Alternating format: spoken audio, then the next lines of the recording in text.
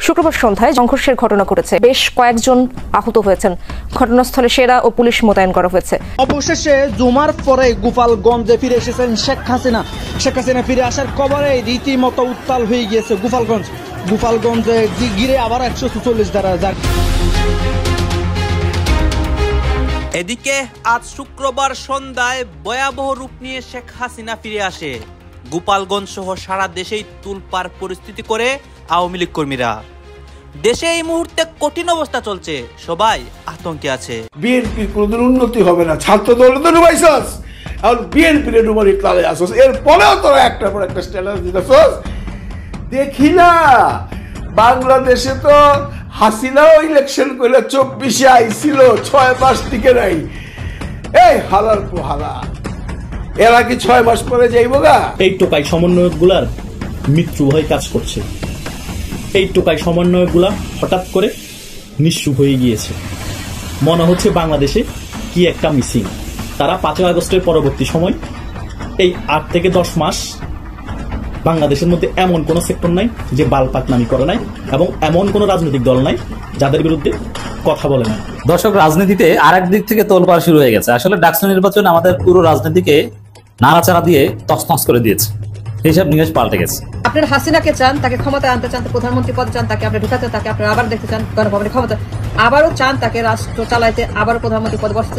দীর্ঘ প্রতীক্ষার অবসান ঘটতে চলেছে। দেশে ফিরতে চলেছেন বঙ্গবন্ধু কন্যা শেখ হাসিনা। হ্যাঁ, দেশে ফিরছেন শেখ হাসিনা। এই বিষয়কে কেন্দ্র করে আজ সন্ধ্যার পর সারা দেশ তুলপার হয়। গোপালগঞ্জের মধ্যে লক্ষ লক্ষ আওয়ামী লীগ কর্মীরা রাজপথে নামে। সারা 64 জেলার মধ্যেও কিন্তু একই অবস্থা হয়। দর্শক শ্রোতা, আজ সন্ধ্যার পর কি হচ্ছে এবং শেখ হাসিনা কার ষড়যন্ত্রের মাধ্যমে দেশে আসতে যাচ্ছেন, এটা দেখলে আপনারা অবাক হয়ে যাবেন। দেশে থেকেই অনেকে কিন্তু আমাদের দেশের ক্ষতি করার চেষ্টা করছে। দর্শক শ্রোতা, আজকে ডক্টর ইউনূস, তারপরে সমন্বয়ক উপদেষ্টা, তাদের উপর কিন্তু অনেক প্রভাব পড়ে। সম্পূর্ণ ভিডিও দেখলে দেশের সকল আপডেট নিউজ এবং কি ঘটতেছে ইতিমধ্যে সবকিছু দেখতে পারবেন। আসুন দর্শক শ্রোতা, আমরা আর কথা বাড়াচ্ছি না, আমরা সরাসরি ভিডিওর মূল আলোচনায় চলে যাচ্ছি। ছাত্রদলের নেতাকর্মীদের উচিত আপাতত আপনাদের ধৈর্য ধারণ করা। রেগে গেলেন তো হেরে গেলেন। এই মুহূর্তে মাঠে কি খাচ্ছে, হচ্ছে ইউনিভার্সিটিগুলোতে যারা অধ্যয়নরত ছাত্রছাত্রী আছে তাদের ন্যারেটিভটা কোন দিকে, আপনাকে এটা কিন্তু বুঝতে হবে। আপনি যখনই কোনো কর্মকাণ্ড করছেন ভালোর জন্য, সেটা কিন্তু বিপরীতে চলে যাচ্ছে। মানুষ মনে করতেছে যে দেখো দেখো এরা তো এমনই। কেন বললাম?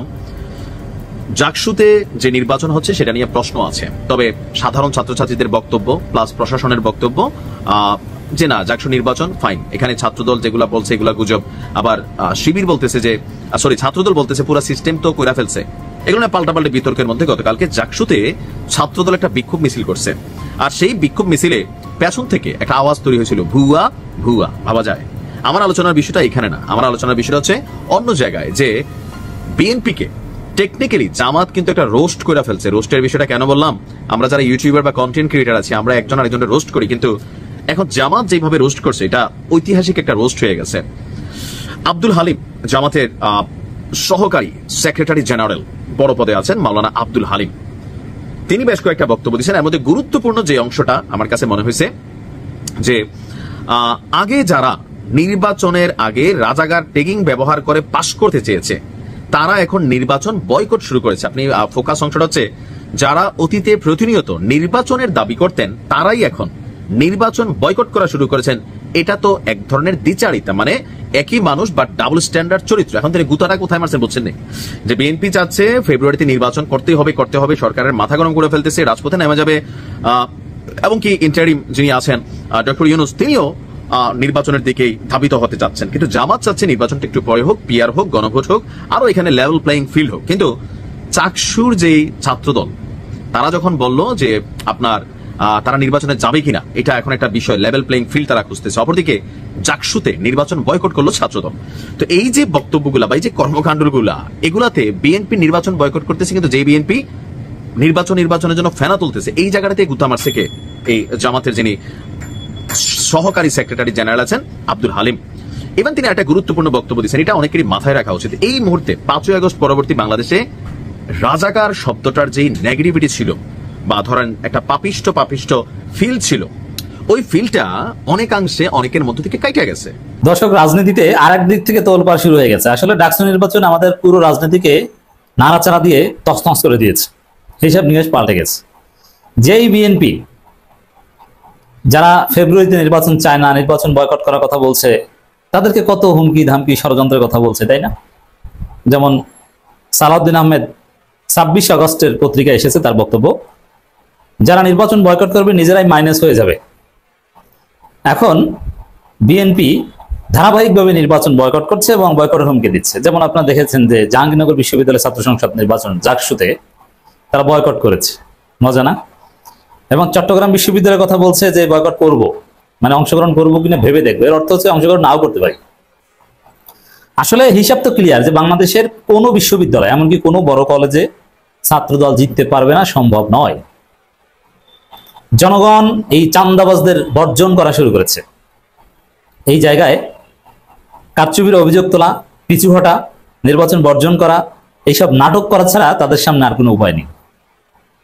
কেমন লাগলো এখন দেখেন, যারা নির্বাচন বয়কট করবে নিজেরাই মাইনাস হয়ে যাবে। আসলে এই যে ছাত্রদল জাকসুতে নির্বাচন বয়কট করলো, তারা মাইনাস হয়ে গেছে। জাকসুর আমি যখন কথা বলছি তখন পর্যন্ত জাকসুর ফলাফল পাইনি, কিন্তু জাকসু ঠিকই হয়েছে, হবে, ভিপিজিএস দায়িত্ব নিবে, কিন্তু ছাত্রদল মাইনাস হয়ে গেল। একই সাথে চট্টগ্রাম বিশ্ববিদ্যালয়, রাজশাহী বিশ্ববিদ্যালয় এরকম ভূমিধস পরাজয় হবে, কোনো কম্পিটিশনই আসতে পারবে না।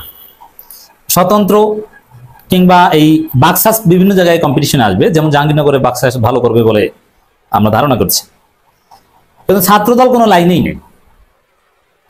এই কারণে এই জাকসু দেখেছে যে আসলে তাদের যে হাইপ ছিল ওটা মিথ্যা, ফাঁকা বেলুন। তাদের হাইপ শুধু টেম্পো স্ট্যান্ডে, আর টেম্পো স্ট্যান্ডে গেলে ভোট কমে। পাবলিক টয়লেটের ইজারা নেওয়া যায় কিন্তু ভোট পাওয়া যায় না, এতে মানুষ বিরক্ত হয়। যার ফলে সালাউদ্দিন আহমেদ কি বলেছেন জানেন? আপনাদের অবগতির জন্য জানাচ্ছি যারা এখনো না জানেন, এটা মিডিয়াগুলো তো এখন বিএনপি দখলে, এ কারণে বিএনপির জন্য নেতিবাচক খবর মিডিয়াগুলো প্রচার করতে পারে না, যতটুকু হয় সোশ্যাল মিডিয়ায়। বাংলাদেশের সব মিডিয়া, গুরুত্বপূর্ণ সব মিডিয়া বিএনপির দখলে এবং বিএনপির কোলে উঠে বসে আছে। এমনকি বিএনপির চান্দাবাজের রিপোর্ট করলে সাংবাদিকের চাকরি চলে যায়। সত্য রিপোর্ট ওইটা করেও চাকরি চলে গেছে। মিডিয়াগুলো বিএনপি একদম সেই ফেসিবাদী আমলের মতো করে রেখেছে, বিএনপির বাইরে রিপোর্ট করা যাবে না। বাংলা ভীষণ ওই ইশরাক যেভাবে বলে দেয় ওইভাবে কি মিথ্যাচারগুলো করে, আসিফ মাহমুদের বিরুদ্ধে মিথ্যাচার, তার বাবার বিরুদ্ধে মিথ্যাচার, এই হচ্ছে বাংলাদেশের মিডিয়া। এই কারণে আপনার বাস্তবতা জানতে পারছেন না। সালাউদ্দিন আহমেদ বলেছেন, আমি তার বক্তব্যের মূল জিস্ট পয়েন্টটা বলছি কয়েকটা শব্দ, যে ফেব্রুয়ারিতে নির্বাচন হবে কি হবে না, নির্বাচন আয়োজন নিয়ে শঙ্কা রয়েছে। কারণ ফেব্রুয়ারিতে নির্বাচন আয়োজন নিয়ে তো ঐক্যমতে পৌঁছানো যায়নি, এ কারণে শঙ্কা রয়েছে। এটা সালাউদ্দিন বলেছেন। এর অর্থ কি? ফেব্রুয়ারিতে নির্বাচন থেকে বিএনপি সরে আসার ইঙ্গিত। আমরা যে যুক্তি দিয়েছিলাম ওই যুক্তি, কি যুক্তি? ফেব্রুয়ারিতে নির্বাচন হওয়ার প্রধান কন্ডিশন হচ্ছে ঐক্যমত হওয়া। আর ঐক্যমত বিটুইন হুম? ঐক্যমত অ্যামংস হুম? বিএনপি, জামাত, এনসিপি, এই তিন গ্রুপের মধ্যে ঐক্যমত হলে সব গ্রুপ চলে আসে। একটু অন্য বিষয় নিয়ে কথা বলবো আজ।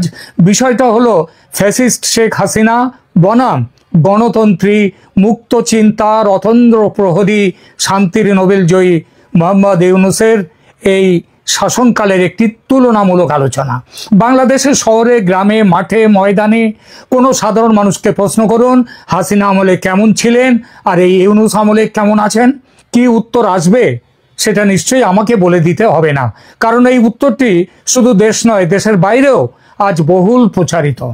সাধারণ মানুষ তাদের নিত্যদিনের অভিজ্ঞতা থেকে যা বোঝেন তাই বলেন, তারা অত তথ্য পরিসংখ্যান বিচার করে কথা বলেন না। কিন্তু তাই বলে তথ্যের প্রয়োজন নেই তা তো নয়। যখন শেখ হাসিনা সরকারের পতন ঘটানো হয়েছিল তখন সত্য কিংবা অর্ধসত্য কিংবা পুরো মিথ্যে নিয়ে তথ্যের ভান্ডার উপুড় করে দেয়া হয়েছিল জনতার সামনে, দুনিয়ার সামনে। দেখানো হয়েছিল কি ভয়ঙ্কর শাসন কায়েম করেছেন শেখ হাসিনা তার 15 বছরের শাসনে। আর সেই তথ্যের ভান্ডারকে সামনে রেখে মার্কিন সাম্রাজ্যবাদ এবং তার অনুচররা, যাদের মধ্যে আছে স্বয়ং ইউএনও বা জাতিসংঘ, তারা নেমে পড়েছিল গণতন্ত্র উদ্ধারের মহান কাজে। এবং এই উদ্ধারের প্রধান পয়েন্ট ছিল একটাই পয়েন্ট, ওয়ান পয়েন্ট এজেন্ডা ছিল, হাসিনা হটাও, পারলে মেরে ফেলো। শেখ হাসিনার কপাল জোর, তাই মরেননি, নির্বাসিতের জীবনযাপন করছেন ভারতে। আর গণতন্ত্র বাঁচাতে যিনি সম্পূর্ণ অগণতান্ত্রিকভাবে প্রায় ডাকাতি করে বসলেন মসনদে, মানবাধিকার বাঁচাতে যিনি নিলেন রাজদণ্ড, তিনি কি করছেন এখন? বাংলাদেশের মেন স্ট্রিম মিডিয়া এ খবর দেবে না, কারণ ভয়, প্রাণের ভয়, জেলের ভয়, মারের ভয়। সোশ্যাল মিডিয়া কিছু বলছে, কিন্তু তাদের বেশিরভাগ আবার তাজা মুখরোচক প্রতিদিনের খবর নিয়ে এত ব্যস্ত যে অন্তর তদন্তমূলক খবরের দিকে নজর দিতে পারে না বা দেয় না। অবশ্যই ব্যতিক্রম আছে, সে কথা মাথায় রেখেই বলছি। কিন্তু মানুষ জানতে চায় শেখ হাসিনার আমল থেকে নিষ্কৃতি চেয়ে যাকে আনা হলো তার আমলে কি চলছে। তথ্য ছাড়া কথা নেই, তথ্য নিয়ে কথা বলবো। এখনকার আলোচনায় সেই কথা। সঙ্গে থাকুন, লাইক দিন, কমেন্ট করুন এবং সাবস্ক্রাইব করুন এই চ্যানেল। দুই শাসনকালের তুলনামূলক বিশ্লেষণ দেখতে তাহলে দেখছি শেখ হাসিনা বনাম মোহাম্মদ ইউনূস। প্রশ্নটি অত্যন্ত জরুরি এবং তথ্যভিত্তিক উত্তর দাবি করে। দুটি শাসন আমলের নিরপেক্ষ তুলনামূলক বিশ্লেষণ তাই দিচ্ছি। প্রথমে আসি অপরাধ ও সন্ত্রাসের পরিসংখ্যানে। মব লিঞ্চিং হত্যাকাণ্ড। ইউনূস সরকারের অধীনে এক বছরে 637 জন মব লিঞ্চিং এর শিকার হয়েছে। এটা আবার যেটা তথ্য অনুযায়ী যে সমস্ত ঘটনা নথিবদ্ধ হয়েছে তার ভিত্তিতে বলছি। সময়টা কতদিন? 637 জন মব লিঞ্চিং হয়েছে আগস্ট 2024 থেকে জুলাই 2025 এই সময়ের মধ্যে, যার মধ্যে 41 জন কমপক্ষে মানে বিপ্লবের পরের কথা, তার আগের কথাও ছেড়ে দিচ্ছি। এর মধ্যে আছে এই আমলে 41 জন পুলিশ সদস্য। অপরদিকে হাসিনা সরকারের শেষ বছরে 2023 সালে এবং 24-এর জুলাইয়ের আগে পর্যন্ত মব লিঞ্চিংয়ে মৃত্যু ছিল 51 জন। এটা তাহলে কত পার্সেন্ট বৃদ্ধি হলো? অবাক হয়ে যাবেন, 1250% বৃদ্ধি। তথ্যসূত্র, আমার মুখের কথা নয়, বিশ্বাস করবেন না আমার মুখের কথা। এটা হচ্ছে rights and risks analysis group, গণসংগঠন, মানবাধিকার সংগঠন, তাদের 7 আগস্ট 2025-এর তথ্য হচ্ছে এটি। এরপরে আসি সাধারণ হত্যাকাণ্ডে। 2025 সালে প্রথম 6 মাসে 1930টি খুনের মামলা দায়ের হয়েছে। 6 মাসে 1930, যা 2024 সালের একই সময়ে প্রথম 6 মাসে তার তুলনায় প্রায় 30% বৃদ্ধি। জুন 2025-এ শুধু 2025-এর জুন মাসেই 344টি খুনের ঘটনা ঘটেছে। তথ্যসূত্র indiaNewsStream.com, এটা তারিখ হচ্ছে 3রা আগস্ট 2025। এরপরে আসি ধর্মীয় সংখ্যা। সরকার পরিবর্তন বলতে ইনু সরকার পরিবর্তন হচ্ছে না, সরকার থাকছে। আমরা অনেকেই আলাপ আলোচনা করি যে ইনু সরকার দুর্বল সরকার, ইনু সরকার যে কোনো সময় চলে যাবে, ইনু সরকার পালানোর পথ খুঁজে পাবে না। এই কথাগুলো এখনো সত্যে পরিণত হয়নি। তবে যেটি বলছে যে ইনু সরকার দুর্বল, অবশ্যই বাংলাদেশের 54 বছরের ইতিহাসে এত দুর্বল সরকার আর হয়নি। গত 1 বছর যাবৎ বলছি ইউনূস সরকার যে দুর্বল, এই সত্যটাকে ইউনূস সরকার কোনোভাবে কোনো কার্যক্রমে এখনো পর্যন্ত মিথ্যে প্রমাণ করতে পারেনি। কিন্তু ইউনূস সরকার দুর্বল। এই দুর্বল সরকারকে যে ঝাঁকি দেওয়া, সরকারকে যে ফেলাই দেওয়া, এই ঝাঁকি দিয়ে ফেলানোর মতো ঝাঁকি ইউনূস সরকার এখনো পর্যন্ত অনুভব করেনি বা করে না, যার কারণে ইউনূস সরকার থাকছে এবং আরও জোরালোভাবে থাকছে। ইতিমধ্যে শোনা যাচ্ছে যে বর্তমান যে সরকার, উপদেষ্টা পরিষদে একটা পরিবর্তন আসবে বা রদবদল আসবে। ছাত্রদের প্রতিনিধি যারা আছেন তাদেরকে সরিয়ে দেওয়া হবে তাদের দপ্তর থেকে। তাদেরকে সরিয়ে দিয়ে এমন হতে পারে যে নির্বাচন প্রস্তুতির জন্য তারা তাদের দলে যোগ দেবেন, তাদের দলে যাবেন। আবার কয়েকটি দপ্তরে যোগ হতে যাচ্ছে নতুন মুখ। খবর এগুলো বলছে আগামী মাসের মধ্যে, অর্থাৎ অক্টোবর মাসের মধ্যে এই পরিবর্তন হবে বলে বাংলাদেশের একটি গণমাধ্যমকে এ কথা জানিয়েছে সরকারি সূত্র। অন্তর্বর্তী সরকার এরই মধ্যে পরিবর্তনের প্রস্তুতি নিয়েছে। দপ্তরের দায়িত্বপ্রাপ্ত কয়েকজন বিশেষ সহকারীকে রদ বদলের বার্তা দেওয়া হয়েছে। অন্যদিকে কয়েকজন উপদেষ্টাকে তাদের দপ্তর পরিবর্তনের ইঙ্গিত দেওয়া হয়েছে। 3টি কারণে এ ধরনের রদবদল বলে জানিয়েছেন সংশ্লিষ্টরা। প্রথমত, নির্বাচনের আগে মন্ত্রণালয়গুলোর কাজের গতি বাড়ানো, দ্বিতীয়ত, এরই মধ্যে কয়েকজন উপদেষ্টা নানা বিতর্কিত কর্মে জড়িয়ে গেছেন। দপ্তর পরিবর্তনের মাধ্যমে তাদের ইমেজ রক্ষা করতে চায় সরকার। আবার কয়েকজন উপদেষ্টার কাজের চাপ কমাতে কয়েকটি দপ্তরে নতুন মুখ আনতে চায়। সরকার ঘোষিত 2026 সালের ফেব্রুয়ারিতে জাতীয় নির্বাচনের আগে ক্লিন ইমেজ নিয়ে দায়িত্ব ছাড়তে চায় বর্তমান সরকার। এরই অংশ হিসেবে রদবদলের উদ্যোগ বলে জানানো হয়েছে। উপদেষ্টা পরিষদে বর্তমানে 22 জন সদস্য রয়েছেন। তাদের হাতে 41টি মন্ত্রণালয়। তাদের মধ্যে 2 জনকে সামলাতে হচ্ছে 3টি মন্ত্রণালয়ের দায়িত্ব, মোহাম্মদ ফজলুল কবির খান ও শেখ বশির উদ্দিন। এর মধ্যে প্রথম জন সামলাচ্ছেন। দর্শক, আপনারা তো দেখলেন এখানে কি কথা হচ্ছে। অনেকে কিন্তু অনেক কথা বলতেছে, অনেকে আলোচনা করতেছে, অনেকে সমালোচনা করতেছে দেশের বিভিন্ন অবস্থা এবং পরিস্থিতি নিয়ে, বিশেষ করে দেশের রাজনৈতিক প্রেক্ষাপট নিয়ে কথা হয়। আর অনেক বিষয় নিয়ে সবাই আলোচনা সমালোচনা করে। দর্শক শ্রোতা, এই বিষয়গুলো নিয়ে এই বিষয়গুলো নিয়ে আপনাদের মন্তব্য কি, অবশ্যই আপনারা আপনাদের মন্তব্যটা আমাদের কমেন্ট বক্সে লিখে যাবেন। আর হেতু কোন আপনাদেরকে আমরা যা কিছু দেখিয়েছি, এই দেশের রাজনৈতিক প্রেক্ষাপট নিয়ে যা কিছু দেখিয়েছি সবকিছু আমরা সোশ্যাল মিডিয়া থেকে সংগ্রহ করছি। এখানে আমাদের নিজস্ব কোনো মন্তব্য নেই বা নিজস্ব কোনো সিদ্ধান্ত নেই। সর্বশেষ আপনাদের কাছে আমাদেরকে রিকোয়েস্ট থাকবে, আপনারা আমাদের চ্যানেলে নতুন দর্শক হয়ে থাকলে চ্যানেলটি সাবস্ক্রাইব করবেন এবং পাশে থাকা বেল বাটনটি বাজাবেন, যাতে করে নেক্সট ভিডিওটা সবার আগে আপনাদের কাছে পৌঁছায়। ধন্যবাদ।